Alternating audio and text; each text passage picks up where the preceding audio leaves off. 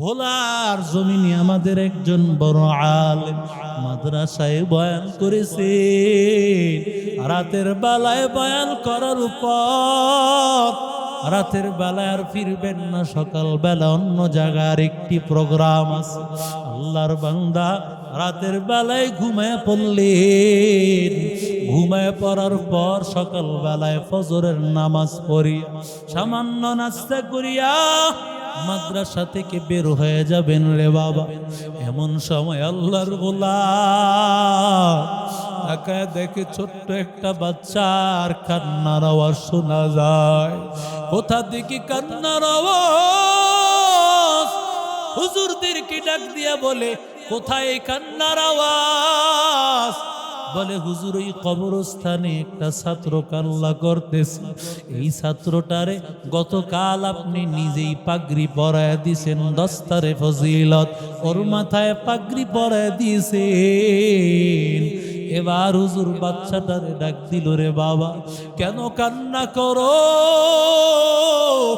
বাচ্চাটা ডাক দিয়া কয়, হুজুর গতকাল আমি আপনার খাদেম ছিলাম, আমি আপনার সারা দিন খেদমত করেছি হুজুর, আমার মাথায় আপনি পাগড়ি পরায় দিয়েছে। হুজুর আমার মা যেই কবরের পাশে আমি দাঁড়াইয়া কান্না করতেছি, এটা আমার মায়ের কবর হুজুর, এটা আমার মায়ের কবর হুজুর। আমি বড় গরিব, এই দুনিয়াতে আমার বাবাই নাই, আমি বাবা হারাইতি। মা অন্যের বাড়িতে কাজ করে করে আমাকে মাদ্রাসায় পড়ায়।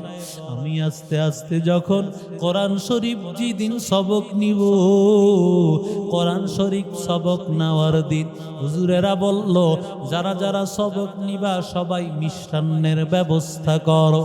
সব ছাত্ররা মিষ্টান্নের ব্যবস্থা করল। আমি আমার মাকে গিয়া বললাম, মা গো সবক নিয়েছি, মিষ্টির ব্যবস্থা করা লাগবে। হুজুরেরা বলেছে মিষ্টির ব্যবস্থা করা লাগবে। মায়ের ডাক দিয়া কয়, বাবা তুই তো জানো আমি বড় গরিব, আমার টাকা নাই, পয়সা নাই, কত কষ্ট করে অন্যের বাড়ি থেকে কাজ করে যা পাই তা দিয়া তোরে চলা, কত কষ্ট করে আমি চলতেছি। ওরে আল্লাহর গোলাম, তবে তোর মনের আবদার আমি পূরণ করব, যতই কষ্ট হোক না কেন। হুজুর আমার মা অন্যের বাড়িতে কাজ করতে গেলে, কাজ করতে গিয়া যখন আমার মা মিষ্টান্নের ব্যবস্থা করিয়া, এবার আমার মা রাস্তা দিয়া যখন ফিরতেছিল, গাড়ি অ্যাক্সিডেন্টে আমার মায় নাই, আমার মা চলে গেল দুনিয়া থেকে। হুজুর আজকে আমি হাফেজি কোরআন হয়েছি, আমার মা নাই, আমি মা হারাইতি। এরে আল্লাহর বান্দা, আজকে আমি ওই মায়ের জন্য সূরা ফাতিহা আর ইখলাস পড়ে, সূরা ইয়াসিন পড়ে আজকে ওই মায়ের জন্য দোয়া করতেছি। এরে আল্লাহর বান্দা, দুনিয়াটা কিছুই না রে বাবা, দুনিয়া কিছুই না। চক্ষুটা বন্ধ করলে দেখবি ডানে বামে তোর আপন বলতে কেউ নাই রে বাবা। আপন বলতে তোর মা নাই, তোর বাবা নাই, তোর বন্ধু বান্ধব কেউ নাই, একমাত্র আপন হলো আমার আল্লাহ। এই জন্য আল্লাহকে আপন বানাইয়া কবরে যায়। এরে আল্লাহর গোলাম, কোনো কিছুতে কাজ হবে না রে বাবা, মাদ্রাসার সাথে সম্পর্ক রাখ, কোরআনওয়ালাদের সাথে সম্পর্ক রাখ রে বাবা। কারণ এই বিসমিল্লাহওয়ালা যারা আছে ওরা যেমন জান্নাতি, মাদ্রাসার ছাত্ররা সব সময় বিসমিল্লাহর সাথে সম্পর্ক। এই বিসমিল্লাহর পার্টির সাথে যোগ দাও রে বাবা। দুনিয়ার কোনো অন্য দলের সাথে যোগ দিলে জান্নাত পাবি না। জান্নাত পাওয়ার রাস্তা একমাত্র বিসমিল্লাহ ওয়ালাদের দল, ঠিক কিনা? তুকু যাও সুন্নতে আহমদ তুকু যা বা মোহাম্মদ কই বুয়াত নিসবত তোরা করে শৈত নিকুনি না মতওয়ালি গরওয়ালি লানো তাস্তাই বরওয়ালি हम सुरातो हम सिराते मुस्तफा दर तमामी हालियों को इत्तिबा सुन्नते खैरुल बशर हीरे लाजिम ताबुयाबी ऐ पेशा। एरे जुबोक ও পর্দার অন্তরালের আম্মা জান, মহিলারা, যখন তুমি খাবার রান্না করো মা, খাবারটা যখন তুমি তরকারি করতেছো বিসমিল্লাহ বলে তরকারিটা কোটো। যখন তুমি খাবার রান্না করতেছো বিসমিল্লাহ বলে খাবার রান্না করো, কারণ তোমার এই খাবার খাবে তোমার সন্তান, খাবার খাবে তোমার বাচ্চা। কথা বলেন ঠিক না বেঠিক? এই খাবার খাবে তোমার বাচ্চা, এই খাবার খাবে তোমার সন্তান। বিসমিল্লাহ ওয়ালা খাবার যদি তোমার স্বামী খায়, ওই স্বামী নামাজওয়ালা হবে, ওই স্বামী কোরআনওয়ালা হবে। ওই স্বামীর ভিতরে এই বিসমিল্লাহওয়ালা খাবার ঢোকার কারণে ওই স্বামী আল্লাহওয়ালা মুত্তাকি বান্দা হবে। বিশেষ করে ও পর্দার অন্তরালের আম্মা জান, যাদের গর্ভে সন্তান, ও পর্দার অন্তরালের মা, তোমার খাবার দিয়ান নারের মাধ্যমে বাচ্চাটা তৈরি হয়। আল্লাহ তাআলা তোমার ওই খাবারটাকে আল্লাহ রক্তের মাধ্যমে বাচ্চাটা আস্তে আস্তে তৈরি হয়। ও মা, যখন তুমি খাবারের লোকমা নাও, নেওয়ার সময় ও মা বিসমিল্লাহ পরে খাবার লোকমাটা তুমি খাবার খাইতে থাকো, ভুলে যাইও না ও মা, কারণ তোমার এই লোকমার খাবার দিয়া ওই রক্তের মাধ্যমে তোমার সন্তানের গোশত হবে, তোমার সন্তানের হাত হবে, তোমার সন্তানের পা হবে। আর বিসমিল্লাহ দিয়া যেই সন্তান হবে ওই সন্তানটা বাগে জান্নাত মাদ্রাসায় পড়ে জগৎ বিখ্যাত বুজুর্গ আলেম হবে। কথা কোন ঠিক কিনা? কারণ সন্তানের মা সন্তানের জন্য বড় শিক্ষক। ওরে আল্লাহর গোলাম, এক আল্লাহর বান্দি ওর সন্তানকে সব সময় শিখাইছে। সন্তান খাবার যখন চাইবি আল্লাহর কাছে চাইবি, খাবারের আগে 2 রাকাত নামাজ আদায় করবি। নামাজ আদায় করার পর আল্লাহর কাছে বলবি, আল্লাহ খাবারের ব্যবস্থা করে দাও। এই কথা বলিয়া খাবারের ডুলির মধ্যে হাত দিবা, আল্লাহ তাআলা তোমার খাবারের ব্যবস্থা করে দিবেন। আল্লাহর বান্দা সন্তানটাকে এই আমল শিখায় দিয়েছে। 2 রাকাত নামাজ আদায় করবি। 2 রাকাত নামাজ আদায় করার পর আর আল্লাহর কাছে চাইবি। আল্লাহর কাছে চাইলে আল্লাহ তোরে খাবার দিবে। এইভাবে সন্তান প্রতিদিন নামাজ আদায় করত আর আল্লাহর কাছে বলতো, আল্লাহ খাবারের ব্যবস্থা করে দাও।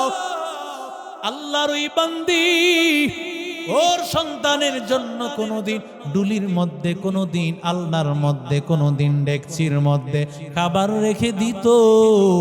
আর আল্লাহর বান্দা নামাজ আদায় করি আল্লাহর কাছে চায় খাবারটা সেখানে পেয়ে যাইত। এরে আল্লাহর গোলাম, একদিনের ঘটনা, আল্লাহর ওই বান্দি খাবারের ব্যবস্থা করার জন্য তার স্মরণ ছিল না। হঠাৎ করে তার স্মরণ হয়েছে, আহারে আমি তো আমার বাচ্চাকে আজকে খাবার দেই না। এই চিন্তায় আর টেনশন দৌড়াইয়া সন্তানের কাছে আসিয়া হাজির হয়ে গেছে। আসিয়া দেখি সন্তান ঘুমাইতেছে। ডাক দিয়া কইরি বাবা, খাও নাই রে বাবা, তাড়াতাড়ি খাবারটা খেয়ে নাও।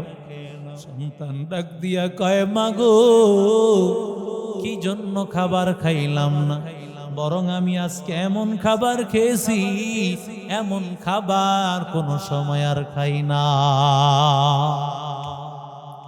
বলে মা, আমি 2 রাকাত নামাজ আদায় করেছি,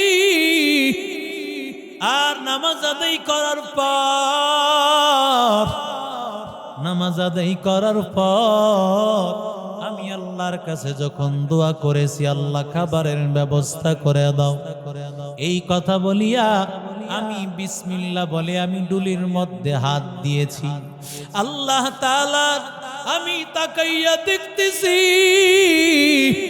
এমন গরম গরম 2টা রুটি আর পাখির 2টা ভুনা।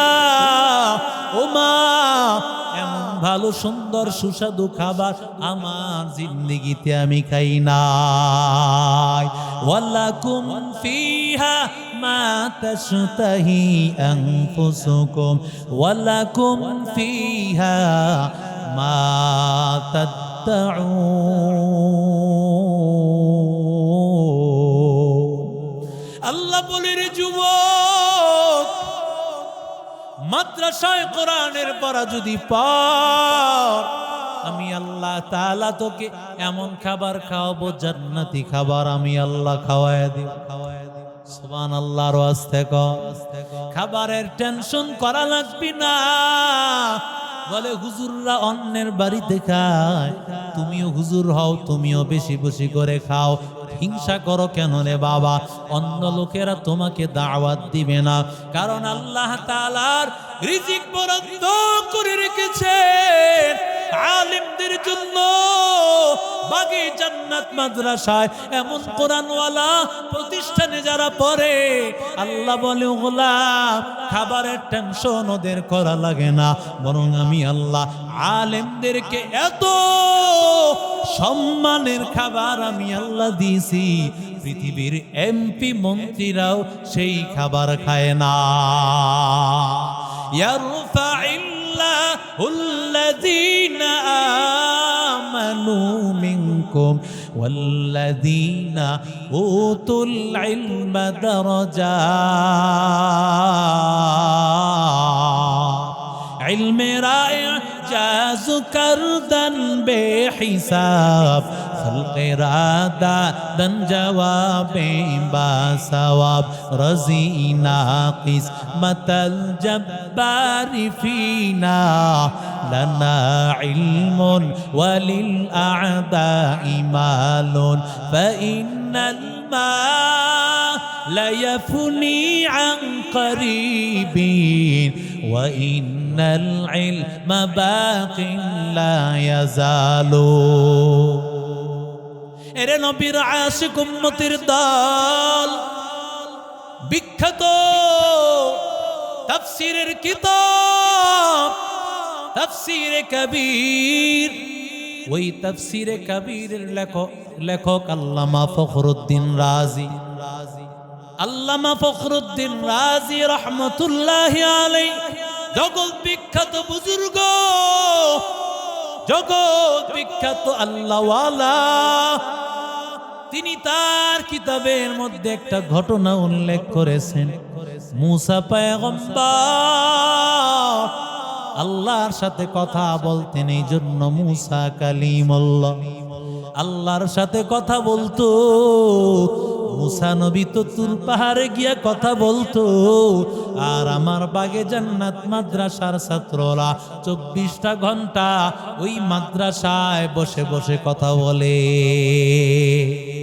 আরো আসতে বলে, কারণ কোরআন কার কালাম।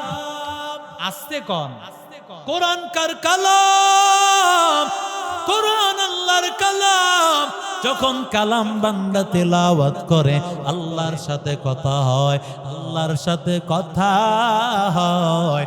কারি ইব্রাহিম সাহেব রহমতুল্লাহি আলাইহি আল্লাহর কালাম যখন তেলাওয়াত করতেন, আল্লাহর গোলাম মাঝে মধ্যে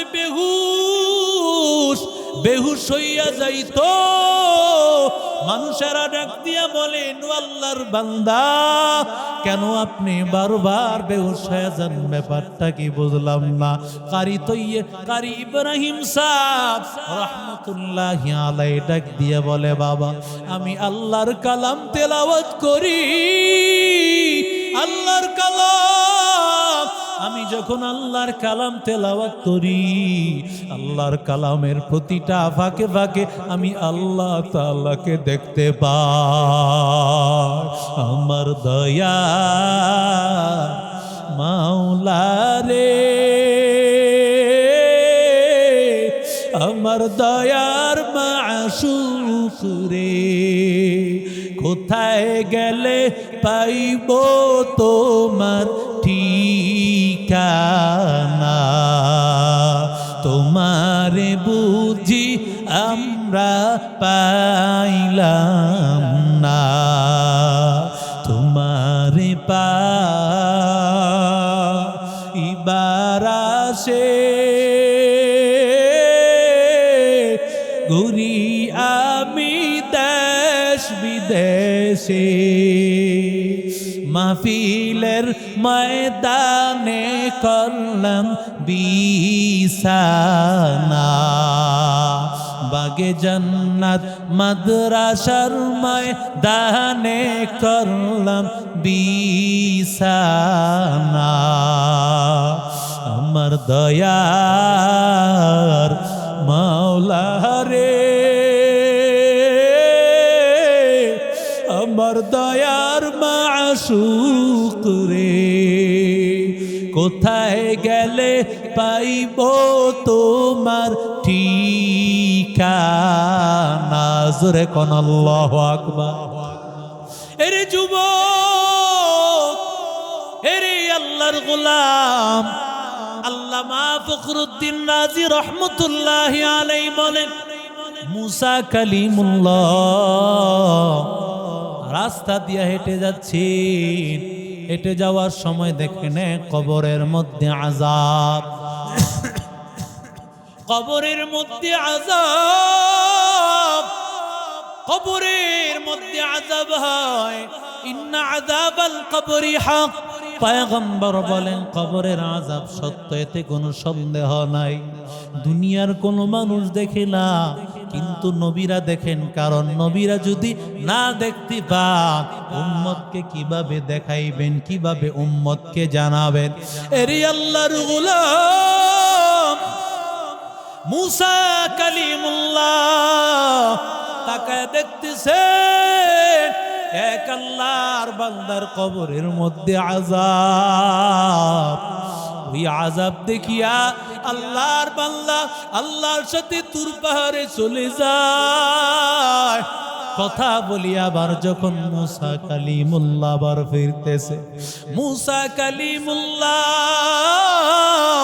আল্লাহর বান্দা মুসা কালিমুল্লাহ আবার যখন ওই কবরের মধ্যে নজর করে তাকায়া দেখতেছেন ওই কবরে কোনো আযাব নাই, বরং ওই কবরের মধ্যে জান্নাতি খাবার আর পোশাক।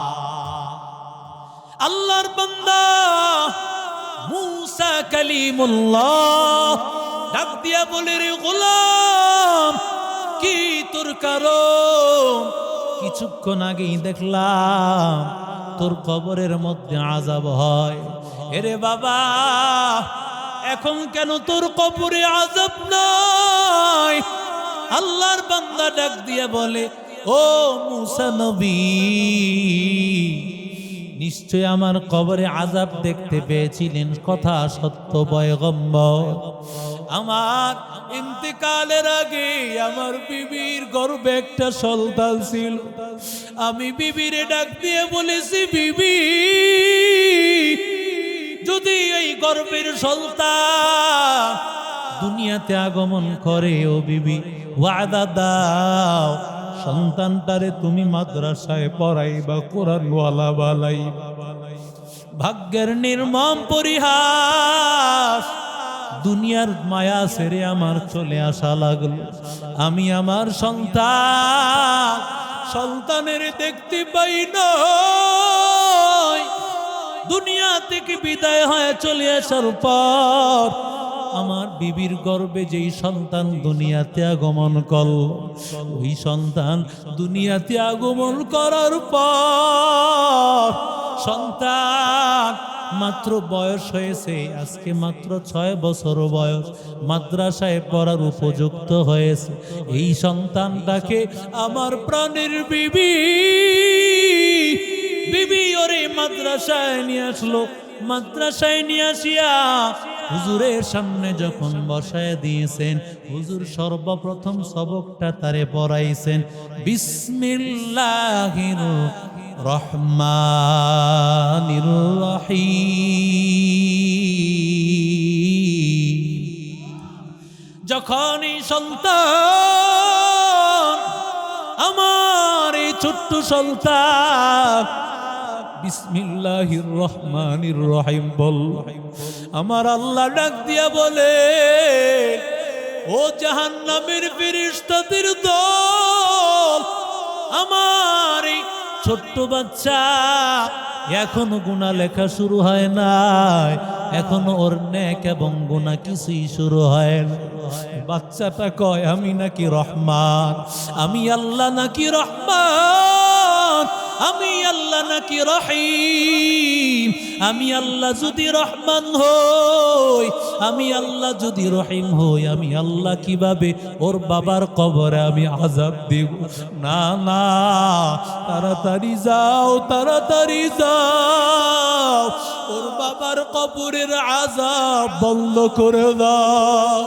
এরে আল্লাহর বান্দা যুবক, ও আল্লাহর গোলাম, এরে নবীর আশিক উম্মতের দল, কোরআনের সাথে নিজের সম্পর্ক লাগাও রে বাবা। ও যুবক ভাই, ও সন্তানের বাবা, ও সন্তানের মা, মনটা কি চায় না একজন হাফেজের মা বাবা হইয়া কবরে যাও? মনটা কি চায় না তোমার সন্তানটাও বাগে জান্নাত মাদ্রাসার মতো কোন মাদ্রাসায় পড়িয়া কোরআনওয়ালা হবে, হাফেজ হবে তোমার সন্তান, তোমার জানাজার নামাজ পড়াইবে তোমার সন্তান, তোমার জন্য দোয়া করবে রে বাবা। কারণ যত ডাক্তার, ইঞ্জিনিয়ার, উকিল, ব্যারিস্টার বানাও না কেন বাবা, তোমার আখিরাতের ফসল একমাত্র হলো বাগে জান্নাত মাদ্রাসার ছাত্ররাই। ওরাই তোর জন্য দোয়া করবে, ওরাই দুনিয়ার তোরা আপন, ওরা কবরেও তোরা আপন, জান্নাতেও তোরা আপন। এই জন্য আল্লাহর গোলাম, কোরআনওয়ালা একটা সন্তান বানাও। এরে আল্লাহর বান্দা, ভোলার জমিনে আমাদের একজন বড় আলেম মাদ্রাসায় বয়ান করেছে। রাতের বেলায় বয়ান করার উপর, রাতের বেলায় আর ফিরবেন না, সকাল বেলা অন্য জায়গার একটি প্রোগ্রাম আছে। আল্লাহর বান্দা রাতের বেলায় ঘুমায় পড়লেন, ঘুমায় পড়ার পর সকাল বেলায় ফজরের নামাজ পড়ি সামান্য নাস্তা করিয়া আল্লাহর বান্দা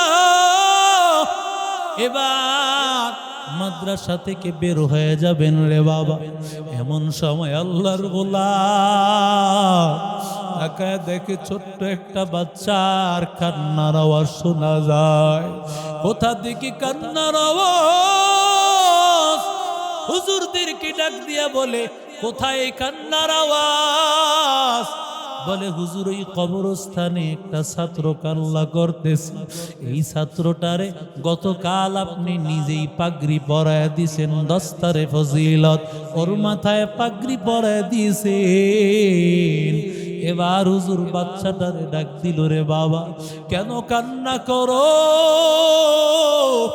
বাচ্চাটা ডাক দিয়া কয়, হুজুর গতকাল আমি আপনার খাদেম ছিলাম, আমি আপনার সারা দিন খেদমত করেছি হুজুর, আমার মাথায় আপনি পাগড়ি পরায় দিয়েছে। হুজুর আমার মা যেই কবরের পাশে আমি দাঁড়াইয়া কান্না করতেছি, এটা আমার মায়ের কবর হুজুর, এটা আমার মায়ের কবর হুজুর। আমি বড় গরিব, এই দুনিয়াতে আমার বাবাই নাই, আমি বাবা হারাইতি। মা অন্যের বাড়িতে কাজ করে করে আমাকে মাদ্রাসায় পড়ায়। আমি আস্তে আস্তে যখন কোরআন শরীফ যেদিন সবক নিব, কোরআন শরীফ সবক নেওয়ার দিন হুজুরেরা বলল, যারা যারা সবক নিবা সবাই মিষ্টান্নের ব্যবস্থা করো। সব ছাত্ররা মিষ্টান্নের ব্যবস্থা করল। আমি আমার মাকে গিয়া বললাম, মা গো সবক নিয়েছি, মিষ্টির ব্যবস্থা করা লাগবে। হুজুরেরা বলেছে মিষ্টির ব্যবস্থা করা লাগবে। মায়ের ডাক দিয়া কয়, বাবা তুই তো জানো আমি বড় গরিব, আমার টাকা নাই, পয়সা নাই, কত কষ্ট করে অন্যের বাড়ি থেকে কাজ করে যা পাই তা দিয়া তোরে চলা, কত কষ্ট করে আমি চলতেছি। ওরে আল্লাহর গোলাম, তবে তোর মনের আবদার আমি পূরণ করব, যতই কষ্ট হোক না কেন। হুজুর আমার মা অন্যের বাড়িতে কাজ করতে গেলে, কাজ করতে গিয়া যখন আমার মা মিষ্টান্নের ব্যবস্থা করিয়া, এবার আমার মা রাস্তা দিয়া যখন ফিরতেছিল, গাড়ি অ্যাক্সিডেন্টে আমার মায় নাই, আমার মা চলে গেল দুনিয়া থেকে। হুজুর আজকে আমি হাফেজি কোরআন হয়েছি, আমার মা নাই, আমি মা হারাইতি। এরে আল্লাহর বান্দা, আজকে আমি ওই মায়ের জন্য সূরা ফাতিহার ইখলাস পড়ে, সূরা ইয়াসিন পড়ে আজকে ওই মায়ের জন্য দোয়া করতেছি। এরে আল্লাহর বান্দা, দুনিয়াটা কিছুই না রে বাবা, দুনিয়া কিছুই না। চক্ষুটা বন্ধ করলে দেখবি ডানে বামে তোর আপন বলতে কেউ নাই রে বাবা। আপন বলতে তোর মা নাই, তোর বাবা নাই, তোর বন্ধু বান্ধব কেউ নাই, একমাত্র আপন হলো আমার আল্লাহ। এই জন্য আল্লাহকে আপন বানাইয়া কবরে যায়। এরে আল্লাহর গোলাম, কোনো কিছুতে কাজ হবে না রে বাবা, মাদ্রাসার সাথে সম্পর্ক রাখ, কোরআনওয়ালাদের সাথে সম্পর্ক রাখ রে বাবা। কারণ এই বিসমিল্লাহ ওয়ালা যারা আছে ওরা যেমন জান্নাতি, মাদ্রাসার ছাত্ররা সব সময় বিসমিল্লাহর সাথে সম্পর্ক।